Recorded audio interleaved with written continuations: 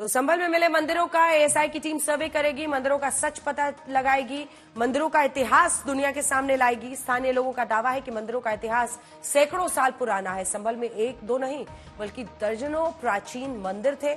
आखिर संभल में मिल रहे मंदिरों का सच क्या है? ग्राउंड जीरो से रिपोर्ट देखिए।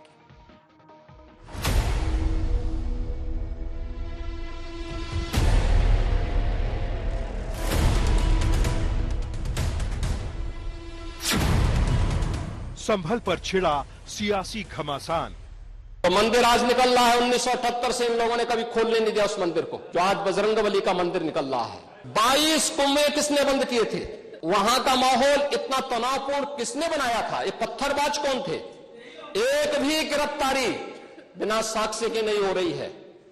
और याद रखना, जिसने पत्थरबाजी की होगी, जिसने माहौल खराब किया होगा, उसमें एक भी बचने वाला भी नहीं है। मंदिर पर क्यों मच गया नया बवाल? और मंदिर के मिलने का सिलसिला जारी है। पहले एक दूसरे इलाके में मिला था, अब इस इलाके में मिला है। और बाकायदा ये देख पा रहे हैं यहाँ पर जो पूजा पाठ अभी तो शुरू नहीं हुई, अभी फिलहाल साफ सफाई का काम यहाँ पर शुरू हुआ है। हिंदुओं के पलायन का सच क्या है? संभल में कई दशकों से बंद शिव मंदिर का ताला खुल चुका है।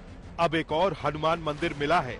दावा यही है कि हिंदुओं के पलायन के चलते मंदिरों को बंद करना पड़ा। मंदिर दोबारा खुले तो एक बार फिर पूजा अर्चना शुरू हो गई।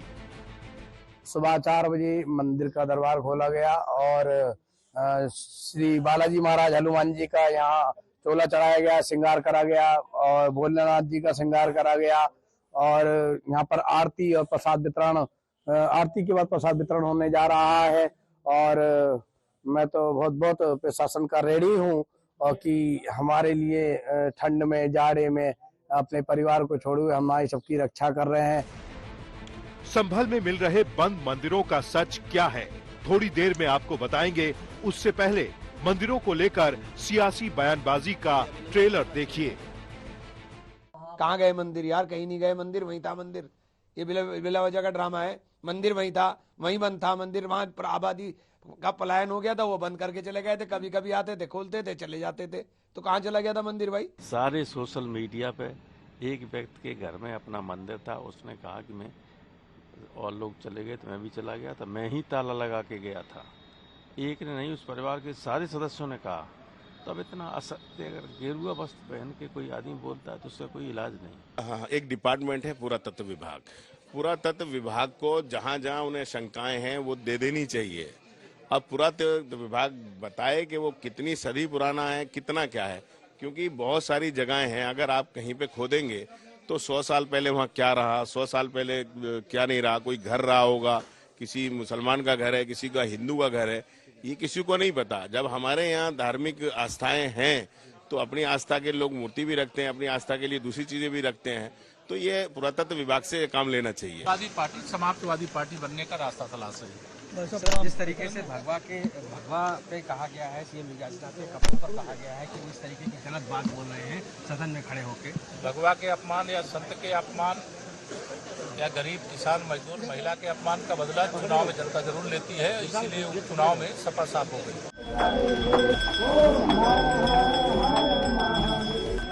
समाजवादी पार्टी और कांग्रेस के नेताओं का दावा यही है कि हिंदुओं ने खुद मंदिर बंद किए थे। मंदिर आज भी पूरी तरह सुरक्षित हैं। लेकिन मुख्यमंत्री योगी विपक्ष के दावे पर बड़ा प्रहार कर रहे हैं। संभल का अतीत, आज और वर्तमान याद दिला रहे हैं। नेता प्रतिपक्ष कह रहे थे कि अगर मंदिर आ भी जाएगा, मंदिर बन जाएगा। मैं कहता हूं, ये तो बाबरनामा भी कहता है कि हर मंदिर को तोड़ करके एक ढांचा खड़ा किया गया। आप तो एक श्रेष्ठ ब्राह्मण कुल में आपने जन्म लिया है। हमारा पुराण भी इस बात को कहता है कि भगवान विष्णु, श्री हरि विष्णु का 10वां अवतार संभल में ही होगा, उसी संभल में होगा। संभल के मंदिरों को लेकर सीएम योगी फ्रंट फुट पर बैटिंग कर रहे हैं। विपक्ष के हर आरोप का जवाब दे रहे हैं। तो इसकी बड़ी वजह है 1978 का संभल दंगा और हिंदुओं का पलायन। योगी ने जो कहा, क्यों कहा, इसका एक सबूत संभल में मिला एक और मंदिर है। संभल में एक के बाद एक मंदिरों के मिलने का सिलसिला जारी है और इसी बीच जब इलीगल इंक्रोचमेंट के खिलाफ ड्राइव चलाया जा रहा था तभी ये मंदिर जो घनी बस्ती के बीच ये मंदिर प्रशासन को मिला है, जिसके बाद आप देख पा रहे हैं यहाँ पर साफ सफाई का काम जो है वो लगातार किया जा रहा है। ये मुस्लिम बाहुल इलाका है, घनी बस्ती है और ये मंदिर काफी सुनसान पड़ा हुआ था। उसके बाद प्रशासन को जब जानकारी मिली तब ये मंदिर देखिए ये भी हनुमान जी का मंदिर है और बाकायदा अब यहाँ पर साफ सफाई जो है वो की जा रही है। काफी पुराना ये मंदिर था, बाकायदा इसकी साफ सफाई यहाँ पर की जा रही है। राधा कृष्ण जी भी है, ये देखिए राधा कृष्ण। आपका नाम बताइए? सुमित नाम है। सुमित जी, ये कब से मंदिर है? ये बहुत पुराना मंदिर है और ये करीबन 300-350 साल पुराना मंदिर है। तो क्या यहाँ पर कभी पूजा पाठ नहीं होता था? पूजा पाठ होती थी यहाँ 78 के दंगों के बाद। कुछ लोग हमारे हिंदू समाज के, सैनी समाज के लोग रहते थे यहाँ पर। अच्छा। तो वो लोग अब पलायन कर गए। अच्छा। फिर एक तरफ संभल में खंडहर में तब्दील हो चुके मंदिर मिल रहे हैं, दूसरी तरफ जो मंदिर मिले उनकी जमीन पर अवैध निर्माण मिला है। आज संभल में मिले शिव मंदिर के आसपास से अवैध अतिक्रमण हटाने की कार्रवाई शुरू हुई। मंदिर के करीब बने मकान के अवैध निर्माण पर कानून का हथौड़ा चला है।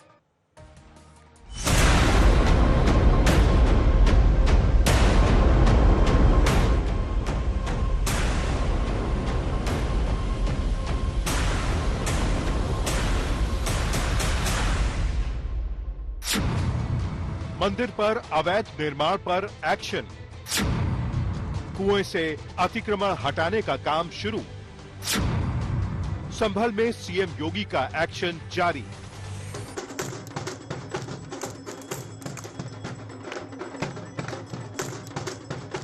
ये वही शिव मंदिर है जहां आज विधि विधान के साथ पूजा अर्चना की गई। इलाके से पलायन कर चुके हिंदू आज यहां दर्शन के लिए पहुंचे, लेकिन इसी बीच मंदिर के आसपास किए गए अतिक्रमण को हटाने का काम भी शुरू हो गया है।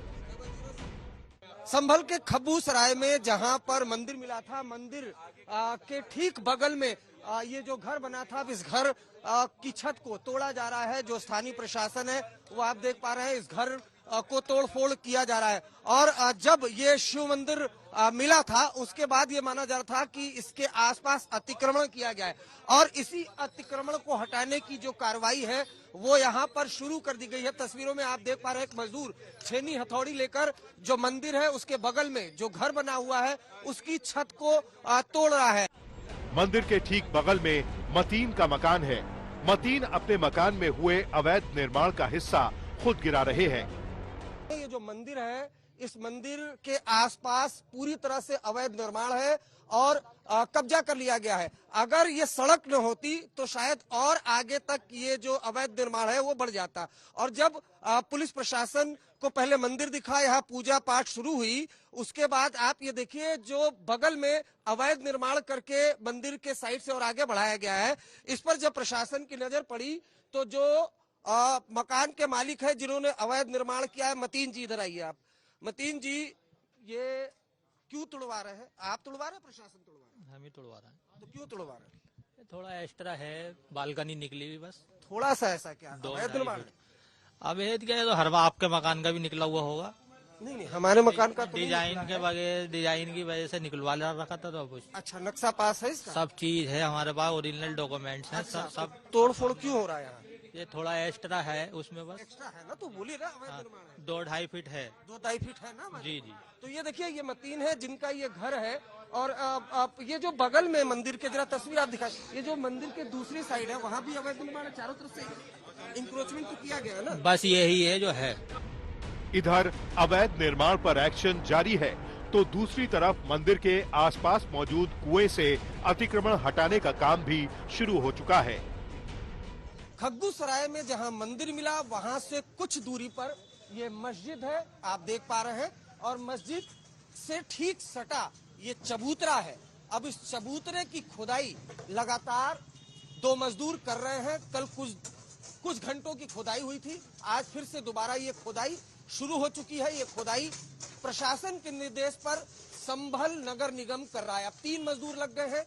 माना यह जा रहा है कि मस्जिद से सटे इस चबूतरे में कुआं था जिसको ढक दिया गया है, और जब देखिए ये खुदाई हो रही है तो बकायदा कुआं नुमा आकार भी आपको यहाँ पर दिखाई दे रहा है। तो इस तरीके से देखिए धीरे धीरे करके यहाँ पर खुदाई हो रही है और जिस तरह से सीएम योगी ने विधानसभा में कहा था कि कई ऐसे कुएं थे जिनको ढक दिया गया था, उसके बाद प्रशासन लगातार लोकल लोगों से इनपुट ले रहा है, उसके बाद बकायदा यहाँ पर खुदाई हो रही है।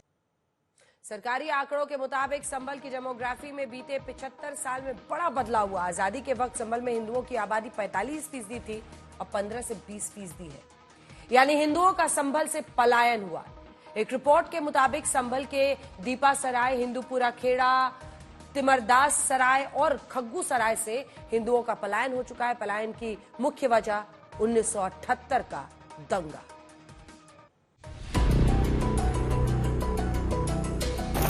बयासी साल के विष्णु रस्तोगी कभी संभल के खग्गूसराय में रहते थे। आधी उम्र इसी इलाके में गुजरी, लेकिन 1978 के दंगों ने खग्गूसराय में रहने वाले हिंदुओं की तकदीर हमेशा के लिए बदल दी। कितने साल पहले यहाँ पर रहते थे? भाई हम तो पहले चले गए थे, लेकिन यहाँ पे जो मोहल्ले की जो आबादी थी रस्तोगी समाज की हिंदू, वो आबादी यहाँ 1978 के बाद से पलायन कर गई। अच्छा, तो कितने परिवार रहे होंगे बाबूजी? मेरे ख्याल से 40 और 45 परिवारों के बीच में। अच्छा, 1978 का आपने जिक्र किया, ऐसा क्या हुआ था कि लोग यहाँ से चले गए? 1978 में यहाँ पर एक भीषण सांप्रदायिक दंगा हुआ था। अच्छा, उस दंगे में सैकड़ों हिंदू मारे गए और आगजनी हुई। चारों तरफ मुस्लिम आबादी थी हमारे, इसलिए हमको भय और दहशत का माहौल हो गया, हम लोग चले गए। अच्छा, मार्ग सुरक्षित नहीं थे। अच्छा, हाँ, अब क्या स्थिति आपको देखने को मिल रही है? अब कैसा लग रहा है मंदिर में? अब तो हमें तो साहब जिला प्रशासन का बहुत बहुत हार्दिक धन्यवाद देते हैं, अपने डीएम साहब का, एसपी साहब का, सीओ साहब का, जिन्होंने इस मंदिर को हमारे भाग खुल गए और ये भगवान की कृपा हो गई कि हम पे कि हमारे किसी पुण्य पिछले जन्म का कोई पुण्य है जो हमें मंदिर हमें दर्शन करने का सौभाग्य प्राप्त हो रहा है। विष्णु रस्तोगी बताते हैं कि दंगों के बाद हिंदुओं के लिए पूरा इलाका सुरक्षित नहीं रहा। डर और दहशत के चलते लोग अपने पुश्तैनी मकान बेचने को मजबूर हो गए। आरोप यही है कि दंगों ने सिर्फ संभल का अमन चैन नहीं छीना, बल्कि हिंदुओं को पलायन के लिए मजबूर कर दिया। बराबर में कुआं जो है वो उसका जल इतना मीठा था कि यहाँ पर नलिन के आसपास उस कुएं के जल से ही यहाँ पूरा मोहल्ला पानी पीता था। सारे काम उस कुएं के जल, अब सारा पूजन भजन कीर्तन इस कुएं पर हुआ करता था। कितने साल पुराना ये मंदिर छोटा है? ये मंदिर कुआं तो हमने मंदिर के साथ ही देखा है। अच्छा, नहीं, मंदिर कितने साल पुराना? मंदिर लगभग 300 साल पुराना है। हमारे दादा बताते थे कि भाई 300 साल पुराना। यहाँ के लोग तो बोल रहे हैं कि जो मुस्लिम समुदाय के लोग अपने आप बेच कर चले गए। क्या ये मकान डर के मारे बेच गए? अपने आप कौन बेचेगा? जब हमारी दादा लाई रिहाइश यहाँ है तो कोई अपना मकान अपना नेटिव प्लेस क्यों बेचेगा? यहाँ का बहुत भय का माहौल था, इसलिए बेच के चले गए। अरे भाई कोई अपना मकान दुकान बेचता है क्या? मजबूरी में बेच के चले गए। जब यहाँ देखे कि हमारा जीवन सुरक्षित नहीं है, हमारे आय, हमारी आमदनी, हमारा कारोबार सुरक्षित नहीं है, यहाँ आगजनी हो रही है, नरसंहार हो रहा है, तो हम छोड़ के चले गए। दंगों ने हिंदू और मुसलमानों के रिश्तों में ऐसी खाई खड़ी कर दी जो आज तक नहीं भरी।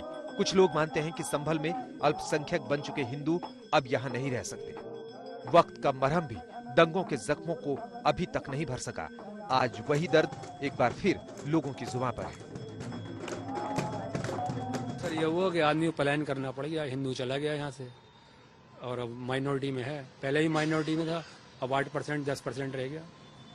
जो एक रिपोर्ट आई है कि 55 से 45% के लगभग जो है 45% हिंदू था और अब 15 से 20% रह गया, क्या ये सच्चाई? 10% है, अब 10% ज्यादा नहीं है, 10% हिंदू है यहाँ बस। वो भी सेफ नहीं है। बाबा का डर है तो आदमी ठीक है, ये भी चला जाएगा। आपके जान पहचान के लोग गए यहाँ से? बहुत सारे चले गए, मेरे बच्चे चले गए। मेरा लड़का दिल्ली में रहता है, भाई साहब का लड़का दिल्ली में रहता है। आदमी सेट हो रहा है, कल झगड़ा हो गया चला जाऊंगा। साल 1978 में हुए दंगों ने संभल में आपसी भाईचारे की डोर को तोड़ दिया, लेकिन संभल में दंगों का इतिहास पुराना है। ये संभल में दंगों का जो इतिहास है 1947 से ही प्रारंभ होता है।